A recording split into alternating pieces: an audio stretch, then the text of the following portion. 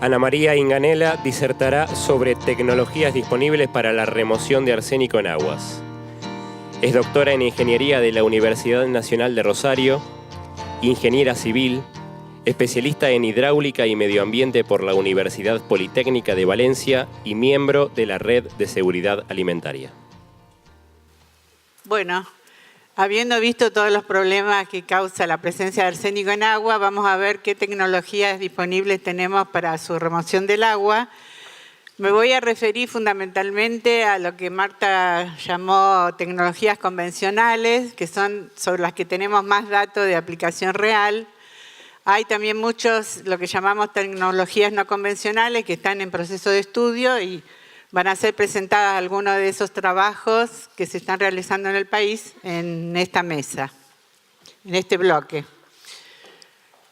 Bueno, por supuesto que la tecnología y la elección de la tecnología va a estar ligada a la calidad del agua, que como ustedes vieron en la presentación del doctor Nicoli, podemos tener varias combinaciones en las aguas subterráneas del país que implican que puede haber sales totales altas, dentro de lo que tenemos arsénico. El arsénico generalmente está asociado con flúor. Podemos tener también hierro y manganeso, que eso, como vamos a ver, es bueno para la remoción del arsénico. Y podemos tener casos en los que las sales totales son bajas y el único objetivo es remover arsénico. Si ustedes ven en la bibliografía un listado de los procesos de tratamiento, van a ver que aparecen la oxidación, y lo he puesto con otro color porque justamente quería aclarar que no es un proceso que permite remover arsénico, sino que es un pretratamiento que se utiliza para pasar el arsénico 3 a arsénico 5, porque el arsénico 5 es más fácilmente removible en la mayoría de las tecnologías de tratamiento. Lo que se usa generalmente son compuestos de cloro, pero pueden usarse otros oxidantes como permanganato de potasio. Otro de los procesos se basa en el proceso de coagulación-filtración, que ahora vamos a explicar en qué consiste. Intercambio iónico es una tecnología que es más apropiada para sistemas domiciliarios, no a nivel de plantas centralizadas. Tecnologías de membranas, dentro de la cual la ósmosis inversa es un caso particular. Y la remoción conjunta con hierro y manganeso. En el proceso de coagulación consiste en agregar sales de hierro o aluminio que forman precipitados de aluminio de hierro. En esos precipitados queda absorbido el arsénico y lo que luego necesitamos es una buena etapa de separación de esos sólidos que van a contener el arsénico. En el proceso denominado ARCIS-UNR, que fue desarrollado justamente en la Universidad Nacional de Rosario, se agrega un ácido porque se remueve mejor el arsénico a pHs finales alrededor de 7 y en las aguas subterráneas tenemos generalmente 8, más de 8 de pH. Se agrega una sal de aluminio que es un polímero inorgánico que se conoce comercialmente como PAC. Y tenemos una prefiltración ascendente en un manto de grava y luego una filtración rápida. O sea, el medio de separación que tenemos acá son mantos granulares. Por supuesto que estos filtros hay que lavarlos y bueno, después vamos a ver qué hacemos con esas aguas de lavado en otra presentación en el bloque de residuos. Hay 3 plantas que funcionan hace muchos años, 2 en la provincia de Santa Fe y una acá en Lezama, en la provincia de Buenos Aires, que permiten señalar aspectos respecto a esta tecnología, como que es apropiada cuando las sales totales son bajas, no requiere de insumos importados, es muy sensible al pH y a la dosis. La dosis es la cantidad de coagulante que tenemos que agregar. Y es difícil llegar a 10 microgramos por litro cuando tenemos concentraciones mayores de 100 microgramos porque las eficiencias están en el orden del 85-90%. ¿Por qué no podemos llegar a 10 microgramos? Porque hay interferencias de fosfatos y de sílice, y ustedes recordarán que en la presentación del doctor Nicoli, las concentraciones de sílice, expresadas como dióxido de silicio, están en el orden de 50, 70 y más miligramos por litro. Esto es importante porque cuando uno quiere implementar un proceso de tratamiento y recurre a información que haya sobre la calidad del agua de la fuente, no va a encontrar datos, porque en los análisis rutinarios que se hacen de agua para consumo humano no se determina ni sílice ni fosfato. Entonces, muchas veces la tecnología ha fallado por no tener en cuenta este aspecto.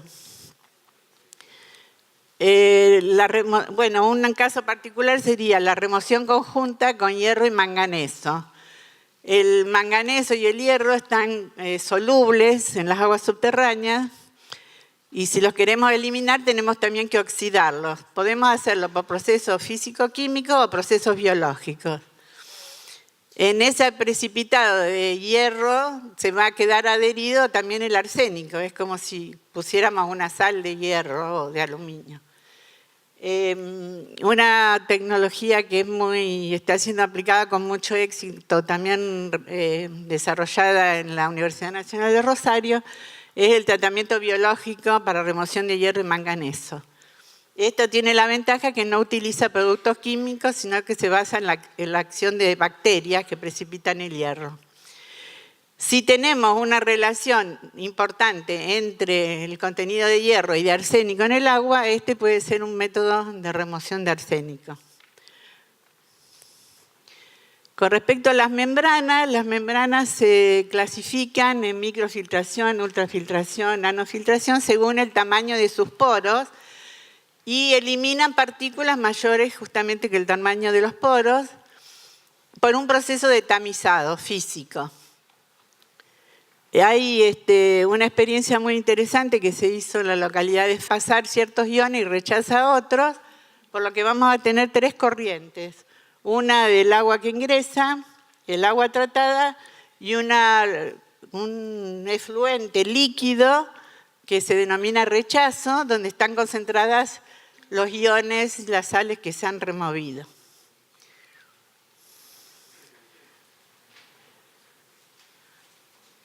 Bueno, es una tecnología, hay muchas plantas de ósmosis en el país. En Santa Fe hay aproximadamente 200 plantas, que algunas son para provisión de agua en bidones, que ahora vamos a comentar que es una alternativa de distribución. Permite eliminar prácticamente todas las sales, o sea, cuando tenemos sales totales altas es la tecnología apropiada. Es compacta, pero tiene la objeción que siempre se hace es que tiene un alto consumo energético por las grandes presiones que se necesitan para hacer pasar el agua por las membranas. Problemas que se han detectado, por lo menos en la provincia de Santa Fe, es el acortamiento de la vida útil de las membranas por falta de tratamientos previos adecuados. Tenemos que llegar a las membranas con agua libre de partículas y muchas veces en las aguas subterráneas, aunque hay un contenido de partículas importante.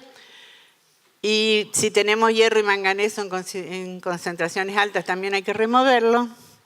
Y justamente por la presencia de sílice también los rechazos son importantes de agua, que pueden variar, llegar hasta el 40% el rechazo.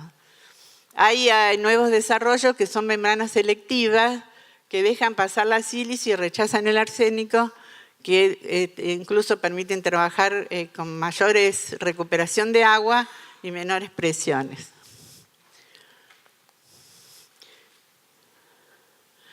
Otro de los sistemas es utilizar distintos materiales absorbentes, donde el arsénico que está en la fase líquida pasa a la superficie de una superficie sólida y ahí queda adherido por procesos físico-químicos de absorción. Y como ven en la foto, están contenidos en reactores donde el agua pasa Cuando se agota la capacidad de absorción de estos materiales, se desechan.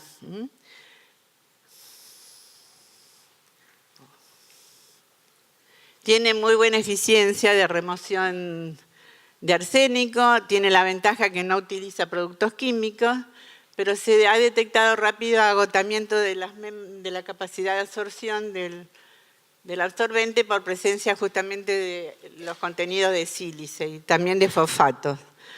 En la provincia de Santa Fe, 2 plantas que fueron concebidas con este proceso actualmente se han transformado o están en proceso de transformación a plantas de coagulación, filtración. Quería plantear algunas alternativas que hay que considerar, que algunas no implican tratamiento, como es, y se ha mencionado acá, el reemplazo de las fuentes de agua, que generalmente implica la construcción de acueductos. En Santa Fe hay un programa de 12 acueductos para llevar agua del río Paraná prácticamente a toda la provincia y algunos ya están en operación y otros en ejecución. Y una cuestión interesante es el tema de la doble red, o sea, tener 2 redes, una red para agua potable que cumpla con todas las normas y otra red para uso no potable, ¿no? Riego, lavado de autos, etcétera, higiene del hogar, etcétera, etcétera. Bueno, esto es un esquema de lo que sería una doble red. Hay experiencias en la provincia, localidades de la provincia de Santa Fe y de Córdoba, donde hace muchos años que funciona este sistema, y algunos sistemas nuevos de provisión están adoptando esta modalidad.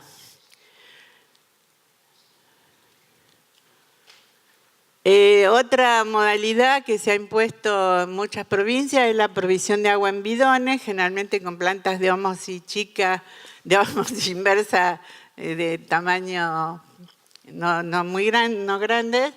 En Santa Fe se exige que sea una provisión de 5 litros por habitante y por día. Esa provisión se hace gratuitamente, la gente paga el servicio por el agua de red, pero el agua en bidones se da gratuitamente. Y el tema es que hay que asegurar en muchos lugares, sobre todo en poblaciones medianas, que haya varias bocas donde la gente puede ir a buscar los bidones y no tenga que trasladarse grandes distancias. Y la principal objeción que se hace es cómo se asegura la limpieza de los bidones con los que la gente va a buscar el agua, pero yo creo que es un tema que justamente se tendría que reglamentar.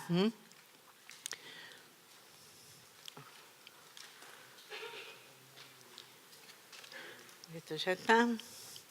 Bueno, entonces, como conclusiones, es que la tecnología de tratamiento va a tener que ver con la calidad del agua, no solo con las concentraciones de arsénico, sino con la matriz del agua, o sea, otros componentes que tenemos en el agua, por supuesto con el tamaño de la población. Bueno, con respecto a la calidad del agua, digamos que si tenemos, no es lo mismo remover 100 que 200, que 300, que 1000, como hemos visto que hay perforaciones que tienen 1000, en esos casos de 1000 hay que buscar otra fuente, no hay manera de tratarlo.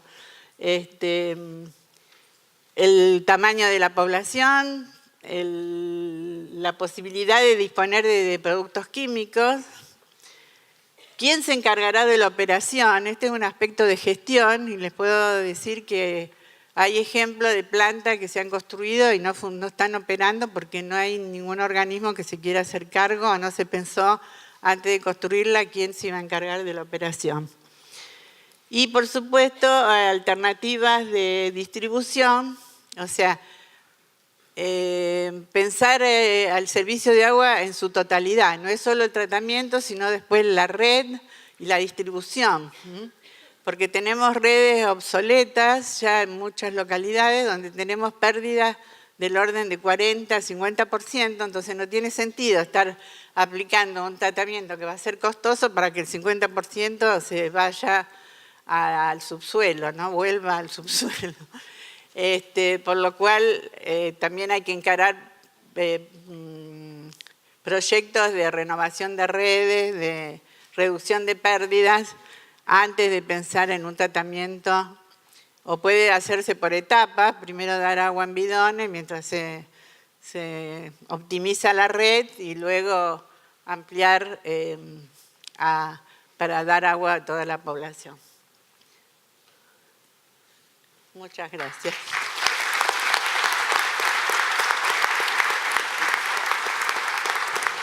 Muchas gracias, doctora Ingalinela. A continuación, Lía Boto disertará sobre experiencias de remoción con geoadsorbentes. Es doctora en química, profesora emérita de la Universidad Nacional de La Plata, investigadora principal del CONICET en el Sequinor y miembro de la Red de Seguridad Alimentaria.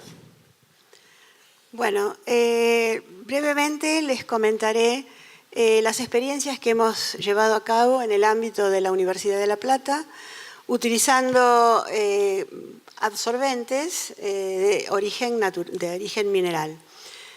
Obviamente que la finalidad del proyecto es la que se comentó desde el primer momento, que tiene como finalidad entonces el desarrollo de una tecnología simple y que sea de costo muy reducido, como para instalar en zonas vulnerables o rurales que carecen de agua de red.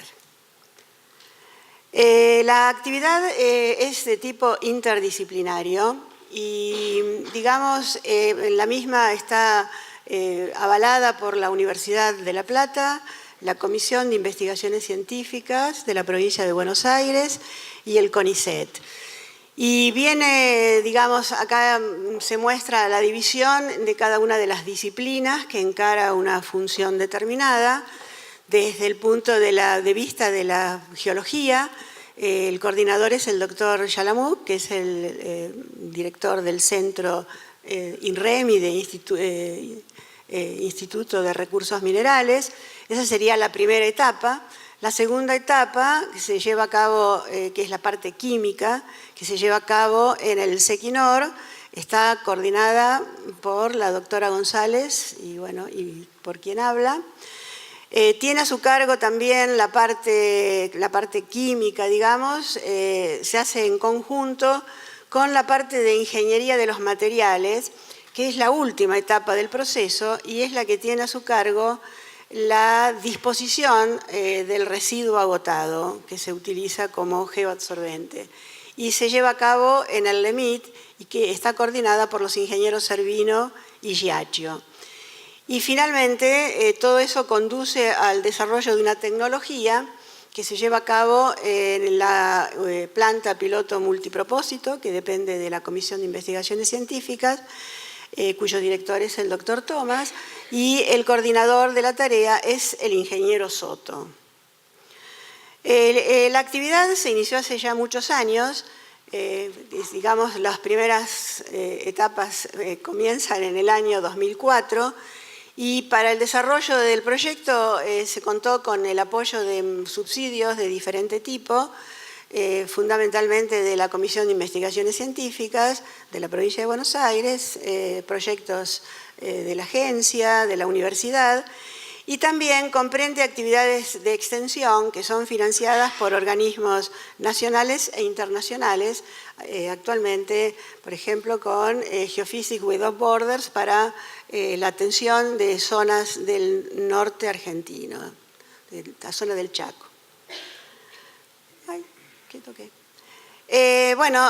La primera etapa, que sería la etapa que se aborda desde la geología, tiene como finalidad la localización geológica y geográfica de depósitos que, como bien dijo recién la doctora Ingalinela, los materiales adsorbentes son determinadas especies para las cuales el arsénico tiene afinidad. Y en este caso nosotros estamos tratando de utilizar minerales con contenidos importantes de hierro. Comprende entonces no solamente la localización geológica y geográfica, sino el volumen de los recursos, la infraestructura logística, los aspectos ambientales y las posibilidades técnico, económicas y de producción de tipo minero. Hasta el momento se han, digamos, evaluado depósitos minerales en 9 provincias argentinas.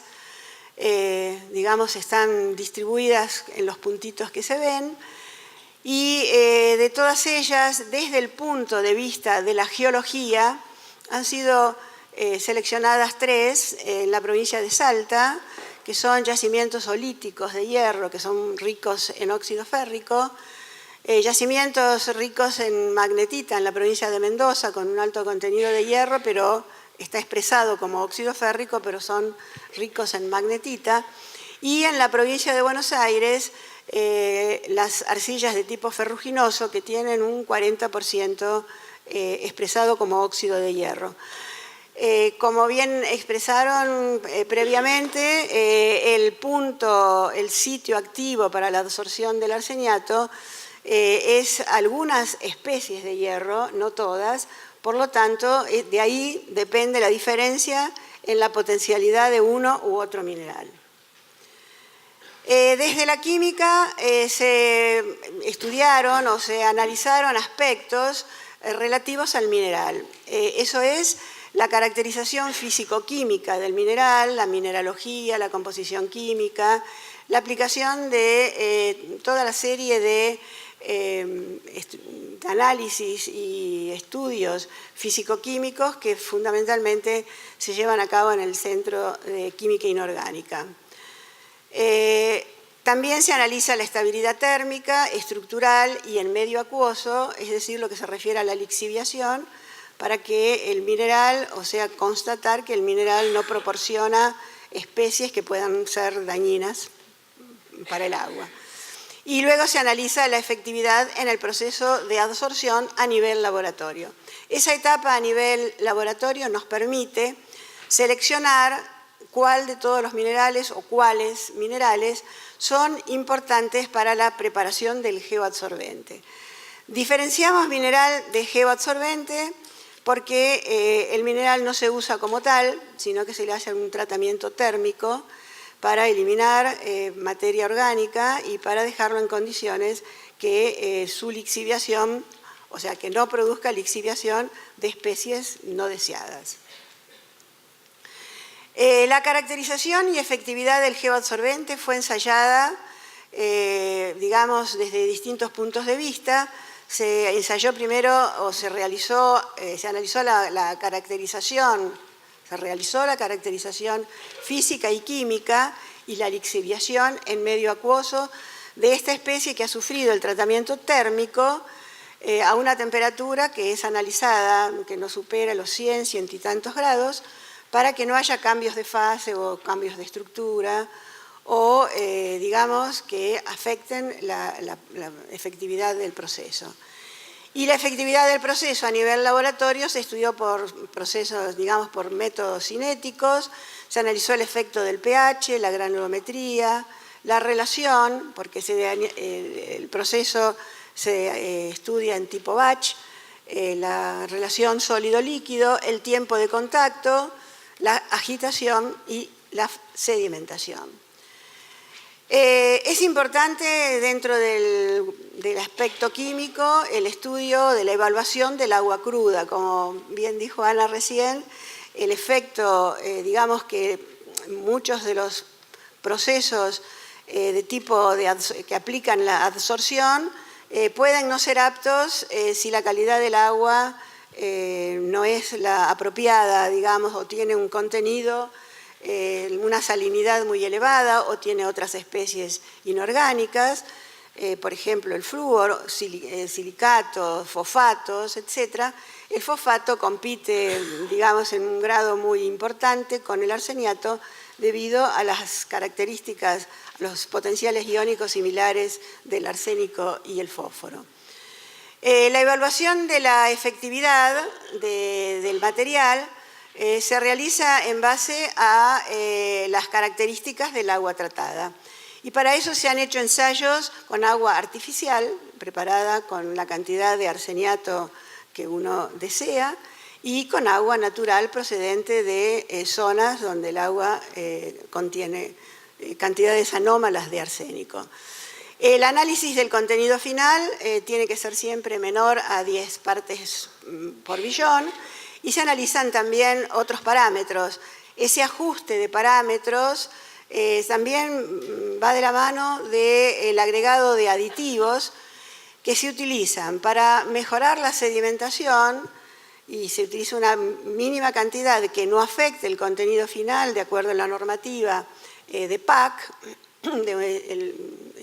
sales de aluminio, y para asegurar el máximo estado de oxidación, si bien el doctor Nicoli dijo que la cantidad de, digamos, el arsénico se encuentra prácticamente en el máximo estado de oxidación, digamos, para asegurar el máximo estado de oxidación y para asegurar las condiciones bacteriológicas se agrega un oxidante en una pequeña proporción y usualmente se utiliza el hipoclorito de sodio.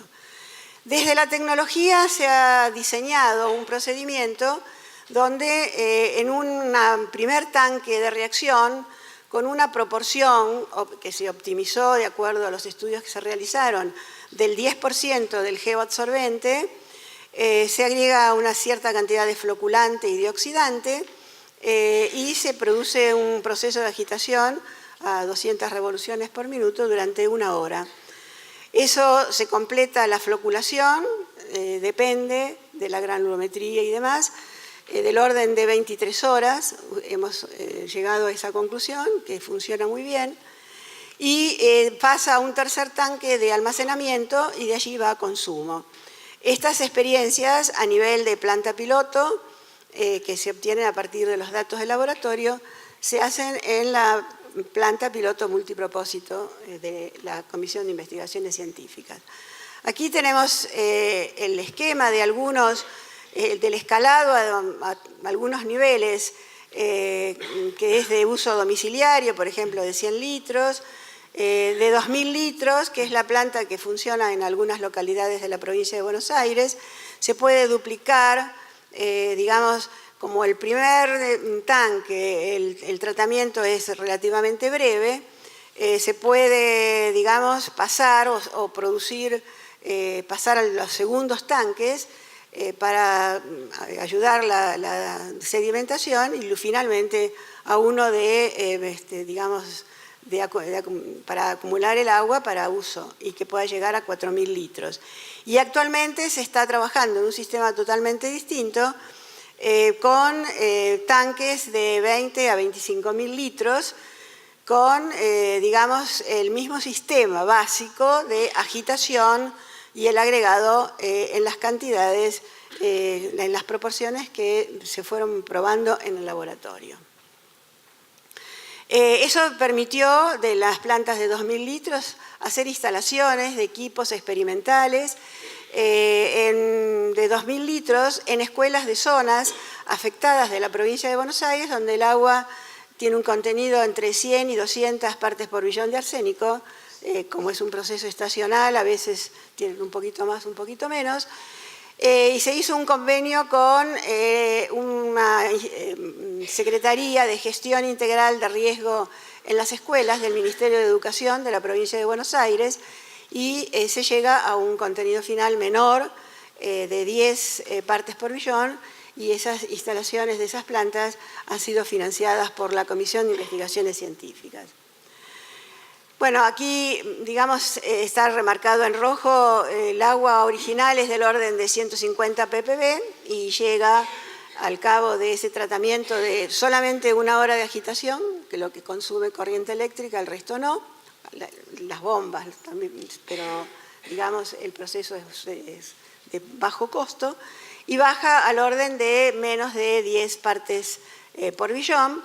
Y también se vio como, digamos, interesante que disminuye el contenido de flúor por el proceso de absorción de la especie mineral que se está utilizando. Estos son datos que se obtuvieron en la escuela que funciona en Punta Indio, acá en la provincia de Buenos Aires, y se ve que elementos que pueden llegar a contaminar, como níquel, selenio, boro, etc., no hubo variaciones, o sea que no proceden de la especie mineral utilizada o transformada en geoabsorbente. Desde la ingeniería de los materiales es interesante la disposición o inmovilización del geoabsorbente. El proceso de cementación es el que se eligió y es una alternativa simple y económica que permite eliminar o inmovilizar definitivamente el arsénico. El éxito del proceso, como bien dijeron, depende de las características del agua y depende muchísimo del conocimiento físico y químico del mineral. La concentración, la composición mineralógica, el contenido de hierro, etc. Y las ventajas, fundamentalmente el costo, que es muy bajo y que tiene una variabilidad de escalado, reduce el contenido de flúor, etc. En este momento, las consideraciones finales que podemos hacer es que se está, digamos, en ejecución la reingeniería del proceso para modificar un poquito el diseño y para llevar o automatizar la planta. Y luego trabajar, o por lo menos analizar o diseñar el protocolo de la preparación del geoabsorbente para que se maneje como un producto, el protocolo de disposición de residuos, que tiene que ser reconocido por alguna institución oficial, la evaluación económica, el costo es muy reducido, y fijar las condiciones de seguimiento y control del sistema de tratamiento y de la calidad del agua tratada, es decir, cuestiones de protocolo y de diseño y automatización para que eso permita su comercialización o permita también la instalación en zonas, digamos, a cargo de municipios, provincias, etc. Muchas gracias.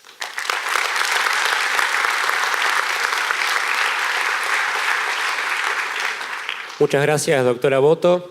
Seguidamente, María Sofía Frangie disertará sobre el modelo de intervención para el abatimiento de arsénico en agua de bebida. Ella es ingeniera química de la Universidad Nacional de Río Cuarto, directora adjunta del Centro de Química del INTI y miembro de la Red de Seguridad Alimentaria. Buenas tardes. Bueno, yo les voy a contar un poco nuestro trabajo, el trabajo que hicimos en INTI en relación a la problemática del arsénico en agua. Bueno, a raíz de muchas consultas que recibíamos de gente de la región preocupada por la temática, decidimos elaborar un trabajo que como objetivo, uno de los objetivos era presentar un plan de acción para eliminar el arsénico de las aguas de consumo, pero que tuviera en cuenta los diferentes contextos de las poblaciones que están en riesgo. Otro objetivo que nos pusimos, y fue a raíz de la diferencia entre lo que es la situación de las poblaciones centralizadas a las poblaciones rurales, fue el desarrollo de un dispositivo que fuera de aplicación estrictamente rural, con la misma finalidad de abatir arsénico. Este trabajo fundamentalmente estuvo dirigido a municipios, a provincias, grupos poblacionales, ONGs y también a empresas proveedoras del servicio. Bueno, ¿por qué pensamos en un modelo de intervención? Esto lo pensamos así porque remover el arsénico de las aguas subterráneas es un desafío para los sistemas de tratamiento de agua porque tiene implicancias toxicológicas, técnico-económicas, socioculturales, de infraestructura y también de provisión del recurso que en muchas regiones del país es escaso.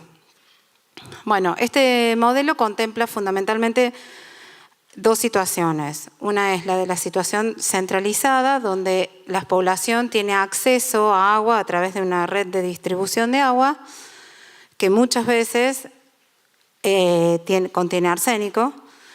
Y la otra situación es para las poblaciones rurales o que se abastecen de pozos particulares porque no tienen acceso a una red de distribución. Dentro de esta situación tenemos dos situaciones más para diferenciar, que son si tienen o no acceso a energía eléctrica. Bueno, esta es una metodología propuesta en el que proponemos pasos a seguir, ¿no? Para resolver la problemática cuando tenemos ahí, una red de distribución de agua. Fundamentalmente es necesario, ya se dijo varias veces acá, voy a repetir algunas cosas, bueno, es un análisis exhaustivo de cuál es la situación de la localidad, es necesario un estudio hidrogeológico, conocer obviamente las características físico-químicas del agua que se va a tratar, hacer un análisis poblacional y con todos estos datos estudiar cuáles son las tecnologías que mejor se aplican a estas situaciones.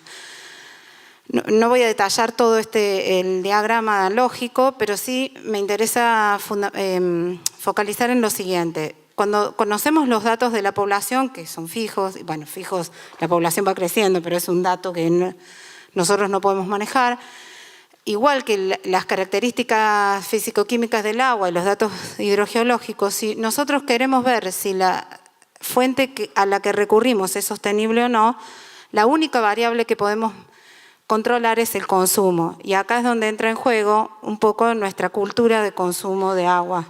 Hay lugares, digamos, que no está, muchas veces en Argentina no estamos acostumbrados a cuidar el recurso y eso es fundamental. En cuanto a la metodología para las perforaciones particulares, partimos de lo mismo, digamos, necesitamos los mismos datos. La diferencia que hacemos acá es, bueno, si las poblaciones tienen o no acceso a energía eléctrica. Cuando tienen acceso a energía eléctrica, existen algunos dispositivos en el mercado que permiten eliminar arsénico. Lo que hay que ver es que la tecnología que ofrece cada dispositivo responda a las características físico-químicas del agua que está en cuestión. Esto se analiza, si es eficiente se puede aplicar. Cuando no hay acceso a la energía eléctrica es en el punto donde nosotros focalizamos y bueno, diseñamos un equipo que no necesita energía eléctrica y que permite batir arsénico. Este equipo a ver, creo que acá estamos, sí. Recién esa foto la mostraron en otra presentación. Bueno, como verán, es un equipo sencillo. Utiliza la tecnología de coagulación-filtración, con lo cual lo podemos aplicar en los casos donde el agua a tratar acepta esta tecnología. No son todas las aguas. Permite tratar hasta 40 litros por batch. Tiene, bueno, 2 recipientes. En el de abajo tiene un manto de arena, que es donde se realiza la filtración, y en el recipiente de arriba se carga el agua y con los coagulantes se les da tiempo de sedimentación, luego se filtra y se obtiene el agua producto.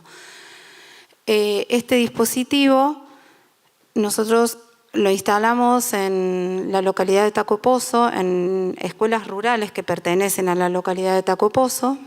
Fuimos ahí porque padrinos de escuelas rurales nos trajeron la inquietud, bueno, nos trajeron agua, pudimos hacer digamos, ver que la tecnología se podía aplicar y allá fuimos en abril del año 2011 con 2 dispositivos, uno para cada una de las escuelas que nos pidieron.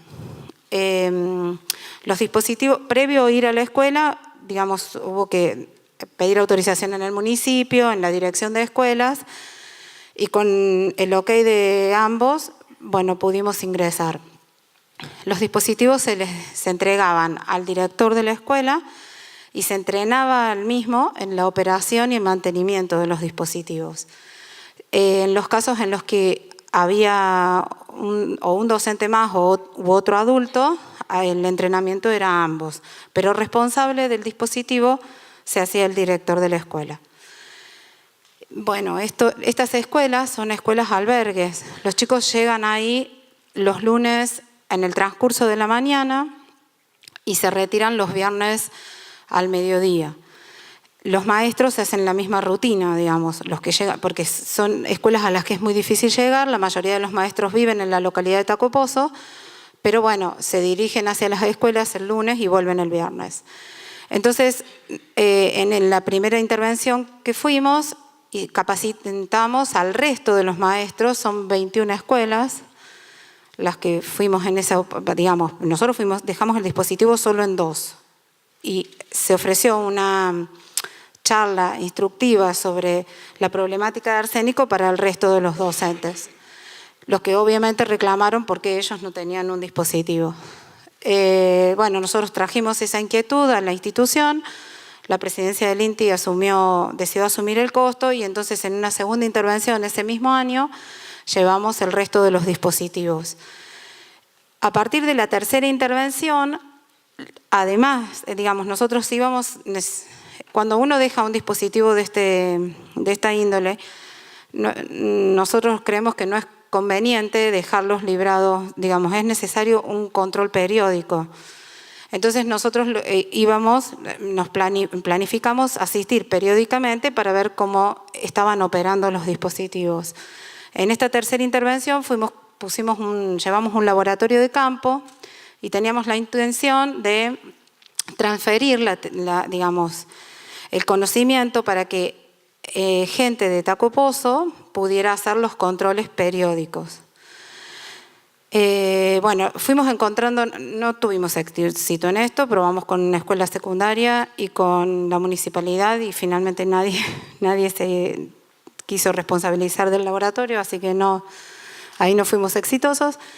Lo que sí me parece importante destacar es que sí fuimos encontrando, había maestros que operaban excelentemente el dispositivo, otros que no tanto y había que ajustar, y había algunos que se mostraban menos interesados. 2 de los dispositivos los retiramos, pero porque esas escuelas tenían un excelente sistema de abastecimiento de agua de lluvia, entonces cuando demostraron eso y vieron que primero lo pidieron, pero después con lo que se abastecían era suficiente. Bueno, y tuvimos 6 intervenciones en total. Bueno, a modo de difundir el trabajo que hicimos, también decidimos, para difundir el modelo de intervención, hicimos unas jornadas para municipios sobre eliminación de arsénico en aguas de consumo. Fundamentalmente para municipios porque son quienes tienen la mayor carga directa, son ellos los responsables de la distribución de agua, aunque a veces esta responsabilidad la delegan en alguna prestadora, ¿no? Pero son los responsables primarios. Bueno, el objetivo de estas jornadas era analizar la problemática del arsénico en conjunto, dar a conocer que existen soluciones para el tratamiento, estudiar las inversiones necesarias y cuáles son las posibles fuentes de financiación. En relación a las inversiones necesarias, este modelo presenta al final unos diagramas de árbol que va a hablar el ingeniero Di Feo en un rato, donde pueden, justamente lo que permite es evaluar las inversiones a las que se tendrían que responder el municipio para resolver el problema. Bueno, y también que se armara una red de interesados en generar acciones en el tratamiento de agua. Estas jornadas las replicamos en 6 lugares. La primera fue en Buenos Aires, también las hicimos en Mendoza, en Chaco, en Santa Fe, en Córdoba y en Tucumán. Durante las jornadas, una de las preguntas, hicimos unas encuestas, esta es una de las preguntas que a mí me pareció importante destacar, porque me sorprendió que menos del 40% de la población, hablo del año 2011, estuviera interesada en la calidad del agua que consume, que es lo que se ve ahí. Yo tengo la sensación de que esto ha ido cambiando y que ahora es mayor la cantidad de gente interesada, de gente interesada y preocupada por la calidad de agua que consume, pero bueno, no lo tengo medido. Con respecto a quienes asistieron a estas jornadas, bueno, fundamentalmente municipios, porque bueno, estaba dirigido a ellos, pero también organismos provinciales y organismos nacionales también, gente del sector académico y empresas prestatarias del servicio. Lo que me falta agregar es que si bien este documento lo elaboramos en el año 2009, este año vamos a sacar una nueva publicación, solo básicamente igual, solo con algunos datos nuevos. Y bueno, nada más. Muchas gracias.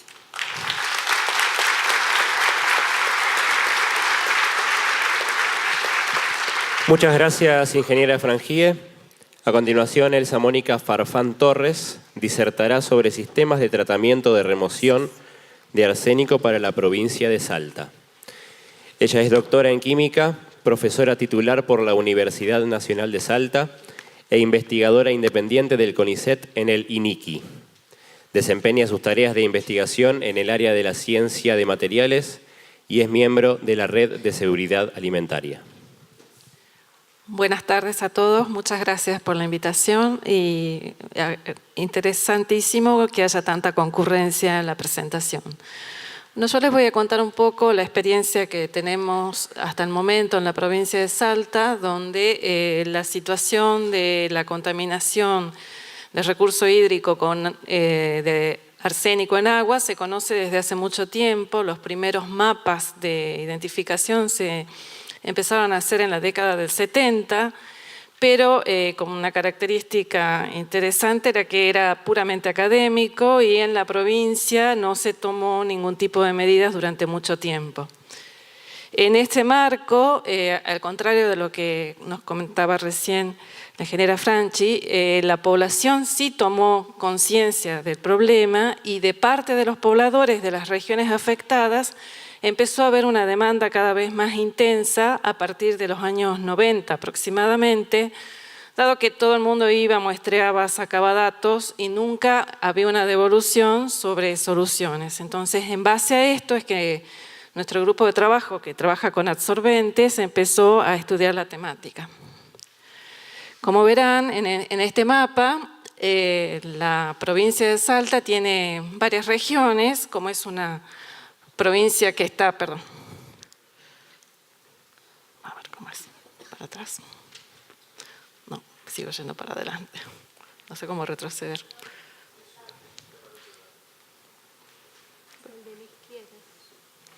Ahí está, ahora sí. La provincia está distribuida horizontalmente. Las zonas principales de contaminación son las que se encuentran en la zona de Rivadavia, Anta, y del otro lado en la zona de La Puna. La zona central no está afectada porque tiene otro tipo de fuentes de agua que la abastecen.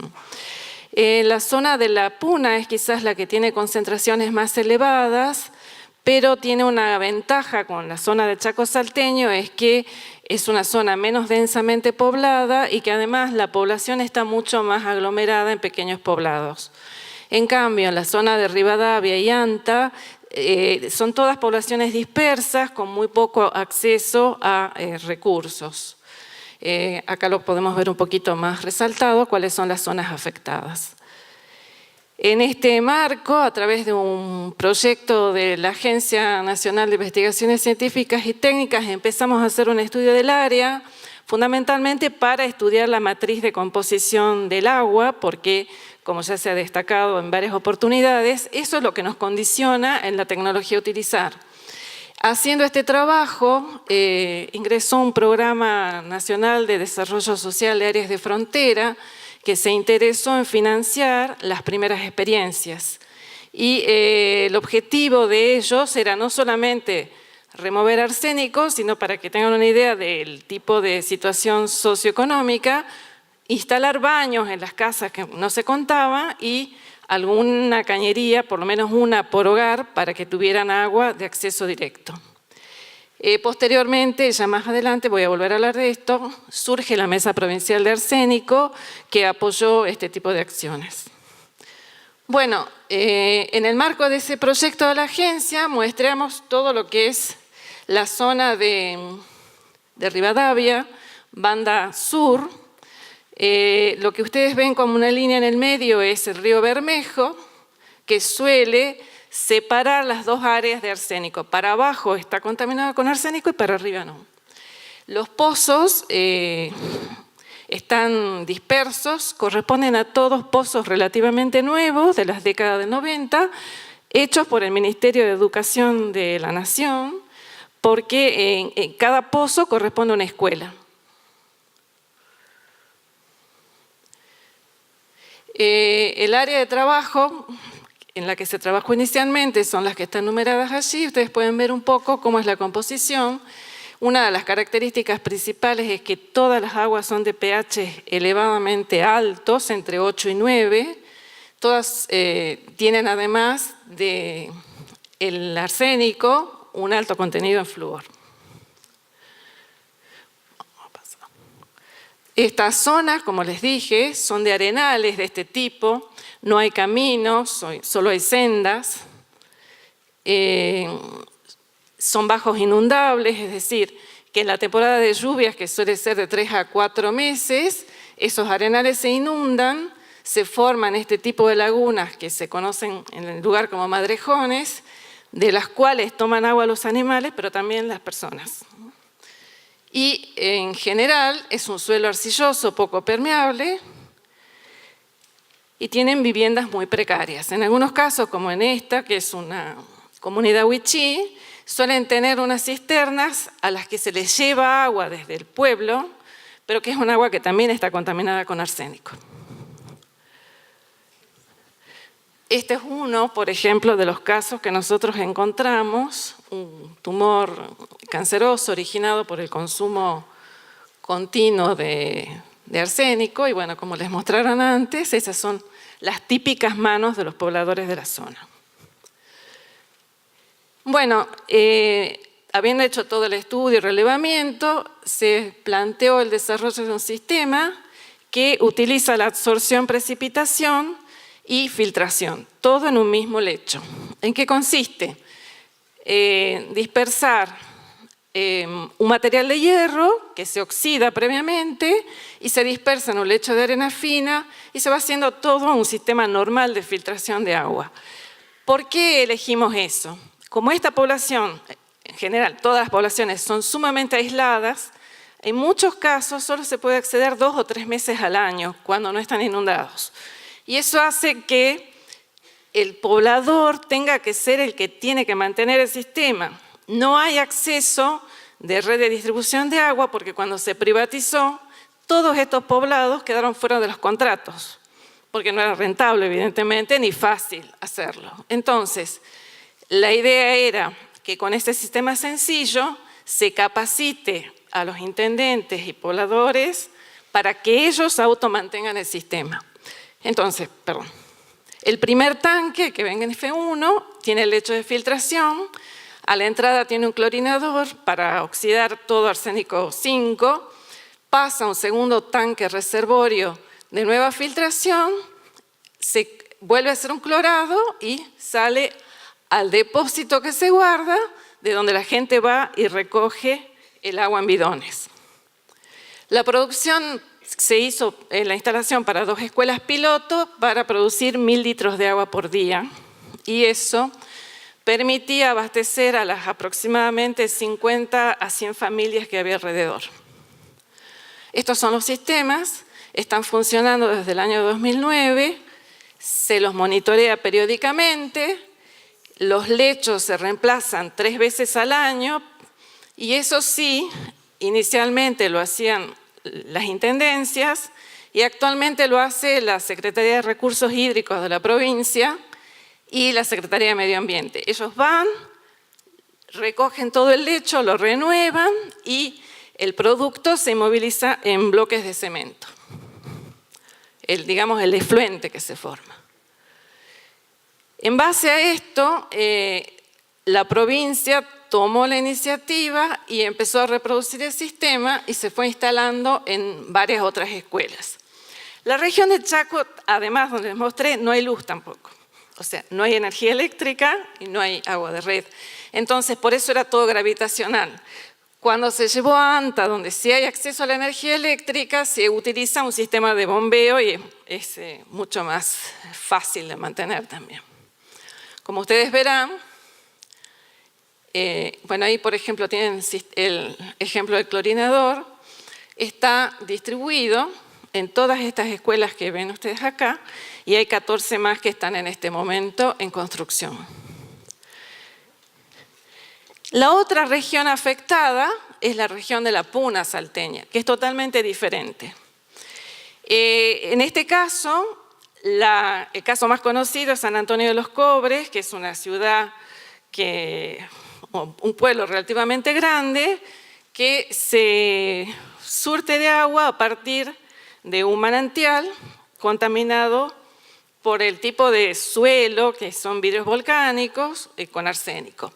En ese lugar, la solución en este momento está siendo la captación y la construcción de un acueducto que viene desde otro reservorio que está libre de arsénico.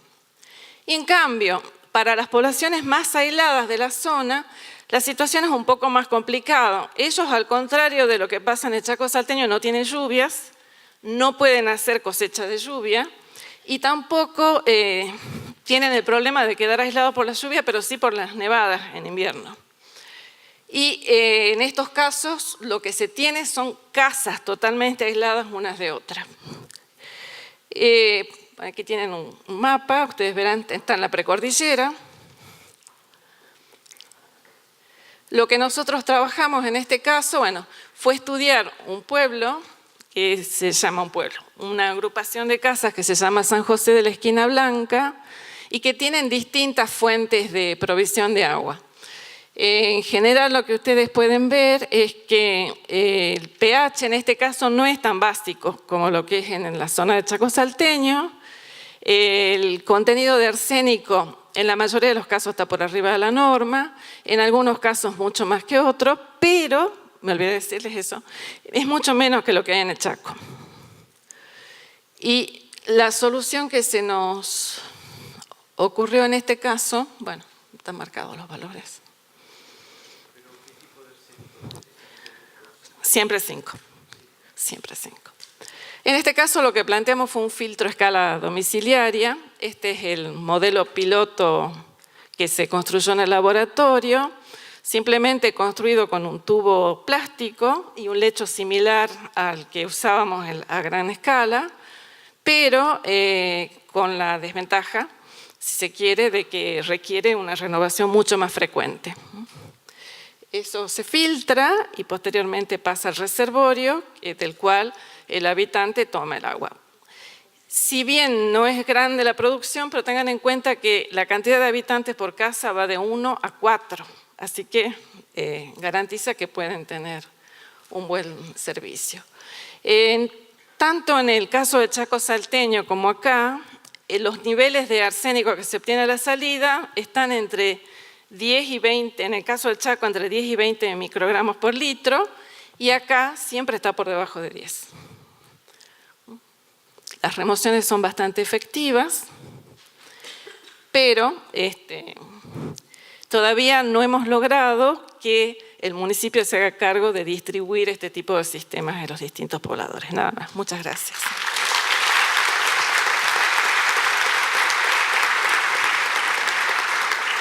Muchas gracias, doctora Farfán Torres. Seguidamente, Fernando García Einschlag disertará sobre planta de tratamiento de aguas para la eliminación de arsénico con hierro cero valente. Es investigador independiente del CONICET en el Instituto de Investigaciones Físico-Químicas, Teóricas y Aplicadas.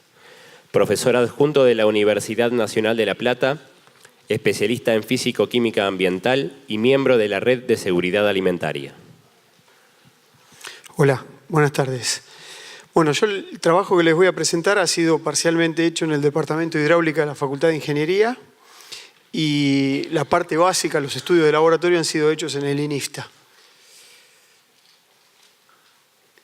La tecnología que nosotros usamos para remover el arsénico es una tecnología que se denomina hierro cero valente, que se usa también para remover otros contaminantes. Es una tecnología que ha sido probada a nivel de escala pequeña desde hace muchos años, particularmente con el tema del arsénico, y ya nosotros, al momento que empezamos a trabajar con esta tecnología, sabíamos que se podían alcanzar niveles de remoción los requeridos por la Organización Mundial de la Salud. Como ventaja que tiene esta tecnología es que es una tecnología de fácil implementación, de bajo costo y que utiliza materiales que son relativamente benignos para el medio ambiente. Ahora les voy a contar un poco cuál es el principio de operación. Pero lo que queríamos hacer nosotros era, en primer lugar, comprobar que era factible aplicarlo a aguas contaminadas de la provincia de Buenos Aires y en segundo lugar ver si podíamos pasar a una escala mayor que la escala domiciliaria. Así que, bueno, ahora les voy a contar un poco cómo es el fundamento de la técnica. Básicamente el arsénico se remueve por mecanismos muy similares a los que han sido mencionados en relación a otras tecnologías. Básicamente el arsénico es coprecipitado o removido por absorción. Los dos fenómenos ocurren simultáneamente y eso se debe a la química del hierro. Nosotros podríamos dividir al proceso en 3 etapas. En una primera etapa nosotros utilizamos hierro metálico, hierro cero, por eso se llama hierro cero valente. El hierro cero valente en contacto con el agua se oxida para dar en primer lugar especies de hierro más 2. La oxidación puede ser mediada por el agua o mediada principalmente por el oxígeno que hay disuelto en el agua, aún en aguas de pozo. En una segunda etapa nosotros burbujeamos oxígeno en nuestro sistema. Una vez que el agua tomó contacto con el hierro cero valente y se forma suficiente cantidad de hierro 2, burbujeamos oxígeno para oxidarlo al hierro 3. El hierro 3 al pH de las aguas naturales es insoluble y precipita, y en ese proceso de precipitación, entre comillas, barre con el arsénico. La precipitación se forma por precipitación de hidróxidos férricos o de carbonatos también, y en ese proceso de precipitación podemos tener al arsénico en 2 formas, o absorbido sobre la superficie de los óxidos que se han formado, o coprecipitado, es decir, formando parte de la entramada del sólido que se forma. Así que, conceptualmente el esquema es muy sencillo. Nosotros tenemos el agua a tratar. En una primera etapa hacemos pasar el agua por una columna rellena con hierro cero valente. En nuestro caso hemos probado distintos materiales, pero hemos encontrado que la virulana comercial, la lana de acero que se usa en la cocina, es un material fue un muy buen candidato para nuestros ensayos. Así que en una primera etapa hacemos atravesar el agua a través de una columna rellena con hierro. En una segunda etapa lo único que hacemos es airear lo que salió de la columna. En esa instancia el hierro 2 que se formó en la columna se oxida a hierro 3 y comienza la precipitación. Y una vez que le damos tiempo suficiente a que se formen las partículas, en una tercera etapa, con un filtro lento de arena, removemos las partículas que ya capturaron el arsénico. O sea que al final nosotros obtenemos agua tratada completamente libre de arsénico. Este es el principio de funcionamiento, es bastante sencillo, pero nosotros cuando encaramos el estudio, lo primero que hicimos fue hacer estudios básicos a nivel de laboratorio para entender a fondo la química y cuáles eran los parámetros con los cuales teníamos que jugar para optimizar el funcionamiento de la técnica y entender los alcances y las limitaciones de la metodología. Y en segundo lugar, una vez que tuvimos los ensayos de laboratorio resueltos, intentamos hacer un diseño real, probarlo en primer lugar en la facultad y después fuimos a hacer pruebas de campo. Básicamente eso es lo que les voy a contar ahora secuencialmente. En primer lugar, lo que quisimos hacer, como las tecnologías de filtrado están bastante conocidas, muchas de ellas ya han sido presentadas, nuestro mayor esfuerzo fue enfocado a entender el comportamiento de las columnas rellenas con hierro. Y en ese caso lo que nosotros entendimos después de estudiar un poco fue que lo que nos convenía es hacer ensayos cortos con columnas a nivel de laboratorio, variando los parámetros de funcionamiento y viendo qué impacto tenía cada parámetro sobre el funcionamiento de la columna. Entonces, en estas instancias, en los ensayos cortos, probamos distintos materiales, probamos con clavos, probamos con virulana, probamos con viruta de acero y encontramos que dependiendo de las características del material, obviamente teníamos distintos rendimientos. La virulana para nosotros fue el mejor material, a pesar de que tiene sus problemas a la hora de generar el relleno con la columna. Otra de las cosas que habíamos probado era polvo de hierro cero mezclado con arena, pero las columnas se nos tapaban mucho más fácil que cuando usábamos virulana. Con virulana las columnas no se tapan, la virulana es muy activa, genera hierro con mucha facilidad, pero es realmente un arte rellenar la columna sin que se nos hagan canales preferenciales y el agua nos gambetee al hierro. Entonces, bueno, ahí quiero destacar el trabajo que ha hecho Eliana porque realmente tiene una mano para rellenar las columnas descomunal. Bueno, esta parte de la evaluación de superficie de contacto fue utilizar distintas cantidades de virulana en contacto con el líquido. También evaluamos el efecto del pH, el efecto de la concentración de oxígeno en el agua de entrada. Hicimos ensayos blancos con agua purgada con nitrógeno, con aire y con oxígeno, ¿sí? Y vimos el efecto de la concentración de oxígeno. y vimos que, por suerte para nosotros, que funcionó con las concentraciones que habitualmente hay en las aguas de pozo de la provincia de Buenos Aires, alcanza para generar una cantidad de hierro 2 más que suficiente para remover el arsénico que en los lugares hasta donde nosotros hemos probado es suficiente. Y para hacer el estudio del comportamiento de las columnas, lo que se hace habitualmente es el análisis de la curva de ruptura. Una curva de ruptura no es ni más ni menos que hacer pasar líquido por la columna y medir, saber con qué concentración de arsénico entramos en el agua que ingresa a la columna y medir la concentración de arsénico a la salida de distintos tiempos. Ir mapeando normalmente en los primeros estadios, mientras el arsénico es retenido, a la salida de la columna no vemos nada, y una vez que la columna se agota, el arsénico empieza a salir hasta que al final obtenemos la concentración de arsénico igual a la del agua de entrada. A partir de la caracterización experimental de esas curvas de ruptura, uno puede obtener un montón de parámetros que caracterizan el comportamiento de la columna. En un ratito les voy a mostrar. Yo siempre soy criticado porque tiendo a exponer primero las desventajas que las ventajas del método. Pero bueno, uno de los problemas con los que nos encontramos es que la columna rellena con hierro, a medida que se va oxidando el hierro, va quedando parte de esos óxidos. Los óxidos de hierro tienen, como por así decirlo en un lenguaje no muy científico, la habilidad de pegotearse y formar una torta impermeable. Entonces la conductividad hidráulica de la columna va bajando con el tiempo. Es decir, la columna cada vez cuesta más que el líquido pase a través de la columna. Esa es la primera cuestión. Y la segunda cuestión es que el hierro cero, que al principio nosotros poníamos la virulana brillante, muy activa, después de un mes de operación, la virulana se va cubriendo de óxidos de hierro que imposibilitan el acceso del agua, del oxígeno que está disuelto en el agua, al material de hierro cero valente. Y por lo tanto, la actividad de la columna va bajando. Así que dos de los parámetros que nos interesaba evaluar a mediano plazo y a largo plazo era cómo cambiaba la conductividad hidráulica de la columna y cómo cambiaba la distribución de tiempos de residencia dentro de la columna.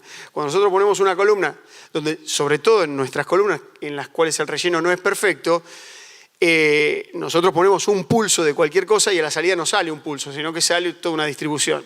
Esa distribución se va ensanchando con el tiempo porque las características hidráulicas de la columna lamentablemente van empeorando. Por eso nosotros estuvimos atentos a analizar este tipo de variables. Y finalmente, otra de las cosas que estuvimos analizando en los ensayos cortos fue el dimensionamiento de las columnas, a ver qué tamaño, qué relación de diámetro y largo de columnas. El grado de empaquetamiento, es decir, cuánto apretábamos la virulana. Si ponemos muy poca la virulana hay poca superficie. Si apretamos mucho la virulana se tapa enseguida la columna. Por eso digo que el trabajo de quien está haciendo el doctorado en esto ha sido fundamental en ese aspecto. Bueno, una vez que tuvimos los ensayos a escala piloto y más o menos entendíamos cómo funcionaban las columnas, nos propusimos diseñar un primer prototipo. Y lo que primero quisimos hacer, como estaba pensado para una escala muy, muy pequeña, era que fuera posible armarlo con materiales muy económicos y de fácil acceso, que fuese muy fácil de manejar, porque en principio pensábamos que una vez que lo tuviésemos listo, podría manejar una familia, donde no había ningún experto en química ni en ingeniería química, y que no... ¿Lo apagué? Ah. Que no hiciesen falta demasiadas tareas de mantenimiento. La otra cosa con las que nos topamos fue que cuando empezamos a probarlo adentro de la facultad andaba bárbaro, cuando salimos fuera de la facultad empezaron a aparecer cosas que en la facultad nunca habían aparecido, ¿sí? Y entonces una de las cosas que hicimos a la hora de pensar el diseño fue ver que el diseño fuera versátil respecto de que nos pudiésemos adaptar a las características particulares del lugar puntual donde íbamos a aplicarlo. Bueno, y por los materiales que usamos, nosotros ya por la técnica que elegimos, ya estaba medio garantizado que el impacto sobre el medio ambiente iba a ser mínimo, porque usamos hierro cero como fuente de generador in situ de coagulante y como oxidante usamos el oxígeno del aire. Así que desde el punto de vista ambiental, la técnica tiene como ventaja de usar dos materiales que son benignos. Otra vez. Bueno, y en nuestro primer modelo usamos un nivel de automatización muy, muy básico, pero que no fuese necesario estar todo el tiempo mirando lo que le pasaba al sistema para que funcionara. ¿Qué variables estudiamos? Voy a ir un poco más rápido en este aspecto. Medíamos el pH, el potencial de óxido de reducción, todas las especies de hierro en las formas que pudiéramos, tanto disuelto como como sin filtrar. Medíamos hierro 2, hierro 3. y obviamente los niveles de arsénico, en función del tiempo de pasaje del líquido por la columna. Y a largo plazo evaluamos pérdidas de conductividad hidráulica y cómo cambiaban la distribución de tiempos de residencia. Estos ensayos los hacíamos más espaciados en el tiempo porque las variaciones en estos parámetros se dan en una escala de tiempo mayor. Bueno, una vez que tuvimos los resultados del laboratorio, hicimos un diseño, lo probamos en la facultad. El primer diseño fue para alrededor de 700 litros por día. ¿Sí? El primer prototipo funcionaba por gravedad. ¿Sí? Y teníamos básicamente 3 módulos. En el primer módulo, que figura ahí como módulo 1, es la columna rellena con hierro. El segundo módulo es el módulo de aireación, donde el hierro 2 se oxida a hierro 3 y se empiezan a generar las partículas. Y el módulo 3 es la etapa de filtrado. Obviamente en este sistema el agua es impulsada por gravedad, y una de las cosas con las que nos encontramos cuando fuimos a aplicar al campo es que, como ya se ha dicho en más de una oportunidad aquí en las charlas, muchas de las aguas de pozo tienen pH muy por encima de 7. Ya voy. Y por lo tanto, lo que hicimos fue incorporar un sistema para ajustar el pH automáticamente de manera tal de controlar la velocidad de corrosión del hierro. Bueno, aquí tenemos curvas de ruptura obtenidas a 2 caudales diferentes, ¿sí? Y usamos un modelo muy sencillo con una ecuación matemática no muy compleja para obtener parámetros de la columna en distintas condiciones de operación. ¿Sí? Y caracterizamos las columnas desde el punto de vista de su eficiencia de remoción y de su velocidad de remoción. Una vez que tuvimos estos resultados obtenidos en la facultad, hicimos la primera prueba de campo. De todas las localidades que nos habían mandado datos sobre aguas de pozo, elegimos la localidad de Castelli porque la teníamos cerca de la Universidad de La Plata y tenía un pozo desactivado directamente porque tenía más de 170 ppb de arsénico. Entonces, con la gente de la cooperativa acordamos hacer una prueba con agua de ese pozo. Bueno, en esas pruebas de campo lo que hicimos fue ver si el prototipo andaba, ver qué dificultades tenían los operarios al usar el prototipo y finalmente, en función de lo que nos decían los operarios, nosotros realizar las modificaciones necesarias. Bueno, se largó la prueba, ahí hay algunas fotos del pozo, ahí está Eliana explicándole a los operarios cómo hacer determinaciones in situ del nivel de arsénico y, bueno, montamos un sistema en donde podíamos procesar cerca de 700 litros por día, incluso podíamos más, pero estaban limitados por no lo hicimos en el pozo, sino que lo hicimos en la cooperativa, así que había que mover el agua con una camioneta en un tanque y eso nos limitaba. Bueno, el nivel de arsénico en el pozo, después de que había sido dejado de usar, pasó de 170 a 130, pero nosotros hicimos la prueba con 130 ppb y, bueno, hicimos un seguimiento de la planta, se controló el flujo todos los días, sí, y los operarios medían el nivel de arsénico cada 3 veces por semana y sí mismo sacaban muestras para el laboratorio en La Plata, en donde nosotros medíamos hierro 2, hierro 3 y arsénico total. Después de la primera prueba, los operarios nos dieron una serie de consejos de qué cosas les quedaban incómodas. Nosotros hicimos una serie de modificaciones, ¿sí? Y después de las modificaciones no tuvimos ningún inconveniente durante la operación, ¿sí? Aumentamos un poco el diámetro del módulo de filtrado, con lo cual las tareas de mantenimiento se redujeron sustancialmente. Obtuvimos siempre niveles de remoción superior al 95%, en ningún caso el nivel de arsénico superó los 10 microgramos litro y bueno, logramos caudales de tratamiento del orden de un tanque de 1 metro cúbico por día. Y ahí tenemos las curvas de ruptura, estas son con pruebas de agua real de campo, ¿sí? Y en todos los casos el arsénico a la salida es la línea roja, en el tiempo de duración de la prueba se mantuvo por debajo del nivel. Además de medir arsénico, hicimos físico-químicos completos y bacteriológicos completos de las aguas tratadas y una de las preocupaciones que teníamos es ver si salía algo de hierro o manganeso, porque la virulana contiene algo de manganeso y no vimos ningún parámetro fuera de los normales. Es decir, el agua había sido corregida respecto al arsénico y el resto de las variables estaban en orden. Ya terminó, Marta. Bueno, como conclusión, la tecnología es factible y eso nos motivó a encarar ahora un desarrollo a mayor escala, ¿sí? Este fue la etapa final de este proyecto, pero ahora estamos trabajando sobre escalas mayores. En este momento tenemos montada una planta cuya prueba está por empezar en la localidad de Verónica, ya para 4 metros cúbicos por día, y tenemos un proyecto del Ministerio para encarar el año que viene una planta de 20 metros cúbicos por día con la misma tecnología. Y con mayor nivel de automatización. Ahora hemos metido más cosas para monitorear cómo funciona la planta. Bueno, eso es todo.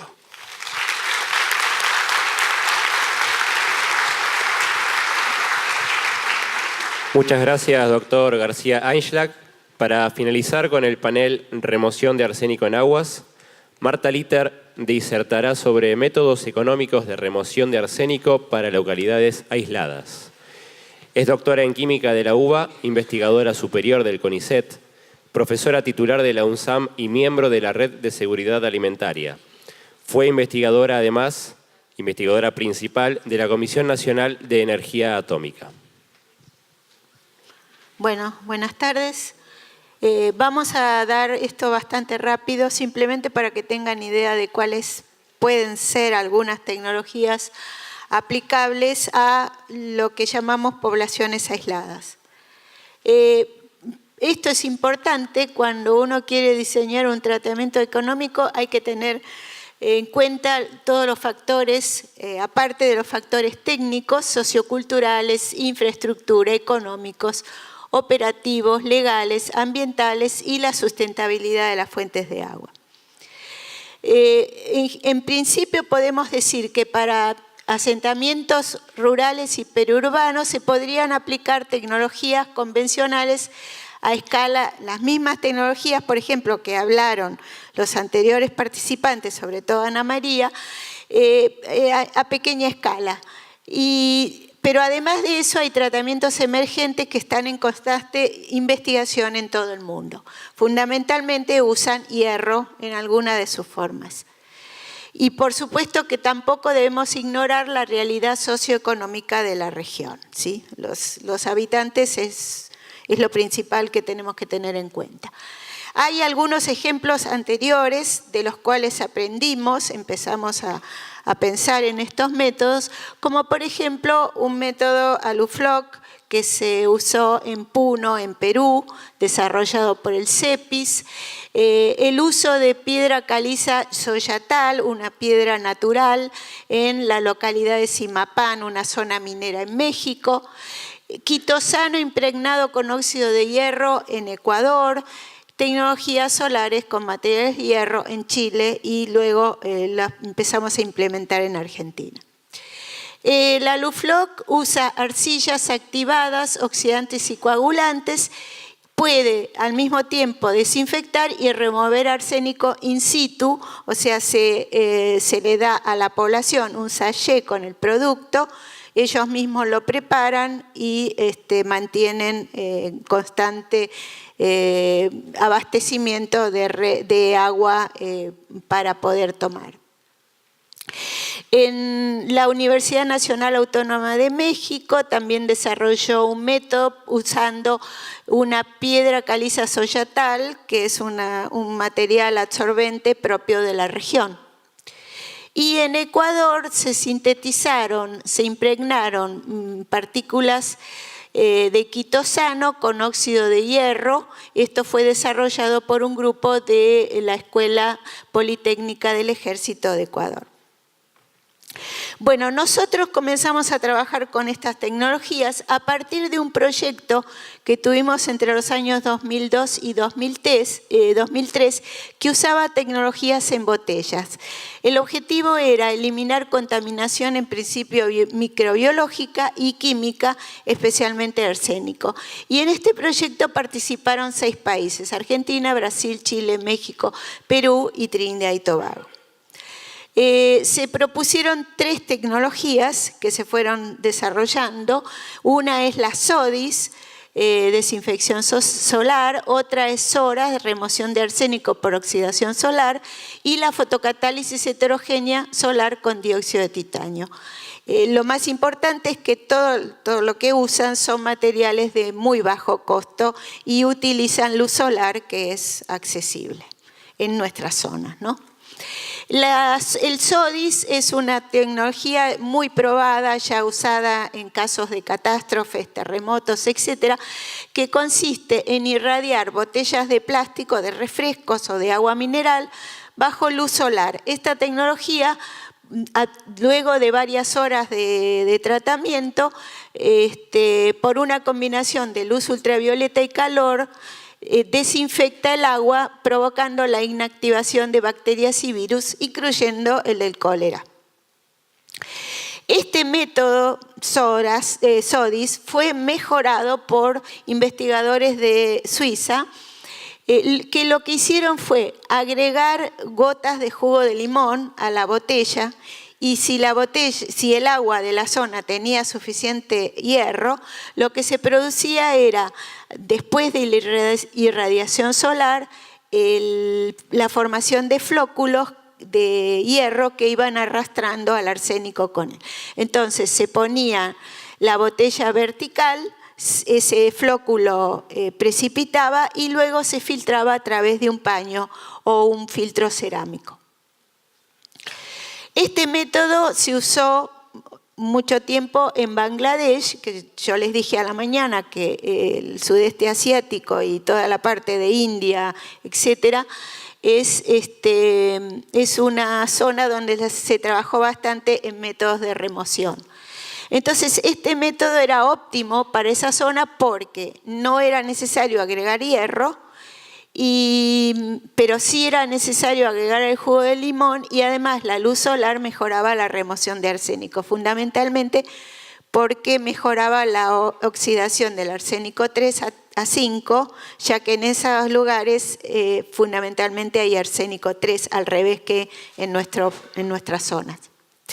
En Chile, Argentina, Perú y México las aguas tienen arsénico 5.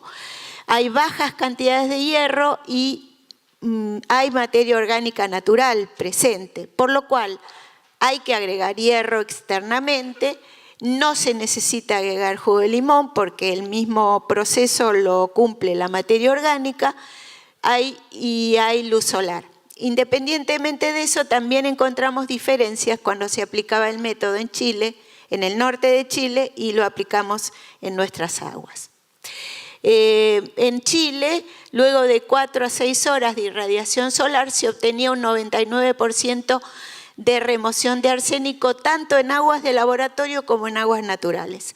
En nuestro caso, que trabajamos en Tucumán, tuvimos muy buena remoción en aguas de laboratorio, pero solo 60% en aguas naturales.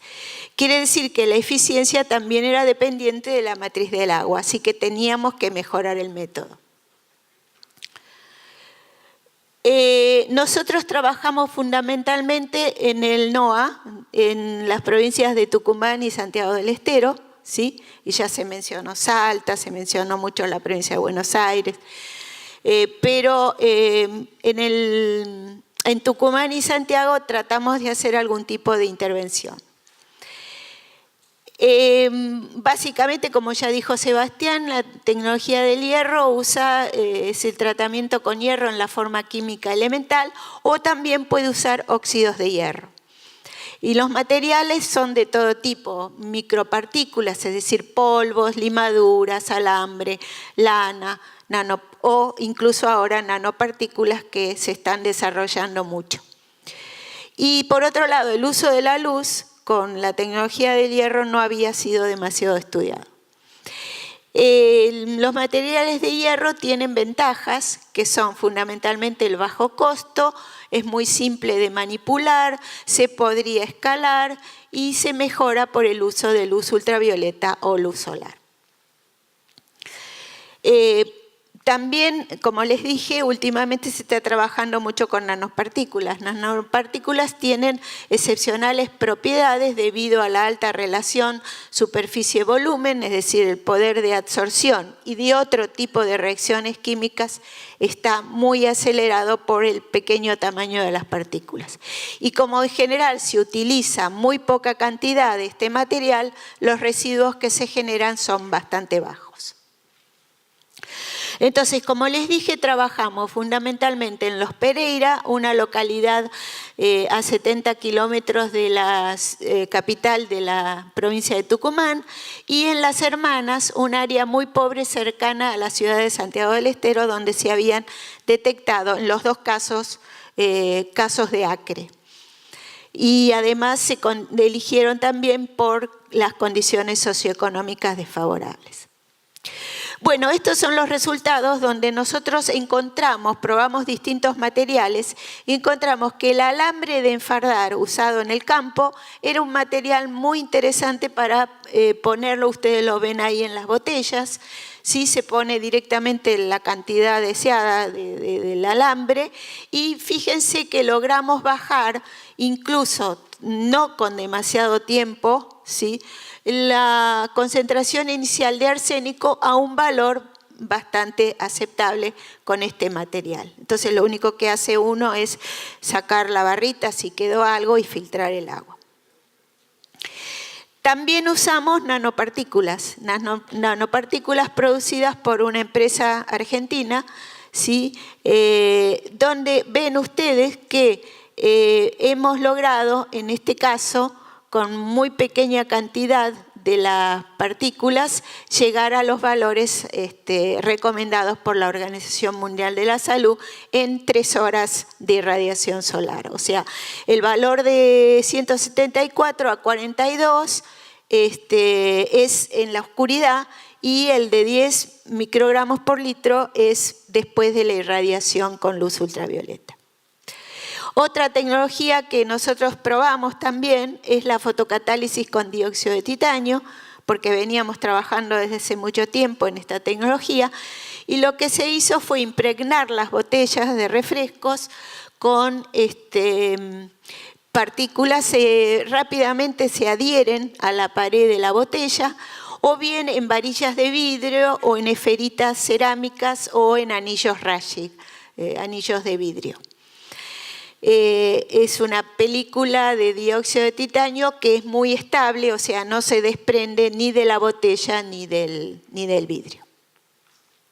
Acá tenemos algunos resultados. También irradiamos con luz solar durante varias horas y lo que hicimos fue agregar hierro, porque con el dióxido de titanio la absorción es baja, entonces el arsénico que puede oxidarse de 3 a 5 no se adhiere, o sea, hay que agregar un material de hierro para provocar la coprecipitación. Fíjense que los resultados son muy buenos. En uno de los casos encontramos valores de menores a 10 microgramos por litro y en este caso los resultados fueron probados en aguas de laboratorio y en aguas reales. En el agua de laboratorio no le habíamos agregado materia orgánica, en las aguas naturales sí encontramos un mejor rendimiento debido a la presencia de materia orgánica. Este proyecto se los voy a contar también muy rápido. Es un proyecto muy lindo que hicimos entre 2 grupos de la Universidad de San Martín. Estudiamos 2 áreas en Santiago del Estero, una cercana a la capital, en Banda, y la otra en el norte, Copo. Son zonas muy diferentes en cuanto a la calidad de vida, ¿sí? La zona del norte es mucho más pobre y sin acceso prácticamente a la red de agua pública. En Santiago del Estero, las zonas cercanas a la capital mejoraron muchísimo a partir de la última administración, porque se puso una red de agua. Las etapas del proyecto son 3: diagnóstico sobre acceso, calidad de agua, desarrollo y evaluación de tecnologías de bajo costo y una intervención en la zona con aplicación e implantación de las tecnologías, de las cuales pudimos hacer 2. Porque se acabó el dinero del proyecto, así que pensamos poder continuarlo en el año que viene. Hicimos 5 campañas con entrevistas a los pobladores, donde les preguntábamos por cómo se aprovisionaban de agua, cuáles eran sus condiciones de vida, etc. Y luego hicimos el análisis de las muestras que recolectamos y hicimos ensayos de remoción en muestras sintéticas y colectadas con materiales adecuados. El diagnóstico que hicimos indicó que la zona norte presentaba dramáticos problemas en la calidad de agua, mientras que en Banda no había contaminación microbiológica ni importantes niveles de arsénico. Este es el análisis de las muestras. La concentración de arsénico es lo más importante, en Banda es baja, en Copo es más alta. Estos son los materiales que nosotros ensayamos, distintos materiales, ¿sí?, en ensayos de laboratorio. Estos son los resultados y encontramos que los materiales nanoparticulados, nanopartículas de hierro, eran mucho más eficientes y removían hierro mucho más rápidamente que los materiales granulados. Sin embargo, los materiales granulados podrían ser usados directamente en los dispositivos. Bueno, entonces en Copo, con los materiales más eficientes, lo que vamos a hacer es hacer distintos dispositivos, por ejemplo, filtros de mesa, jarras, etcétera, sí, para poder hacer una intervención en la zona. Esto es muy importante. Cuando trabajamos en zonas de este tipo, tenemos que validar las aguas con ensayos de laboratorio para llevarles a la población un método que sea realmente eficiente y confiable. Bueno, colaboraciones, colaboradores y financiamiento de este proyecto, y muchas gracias por la atención.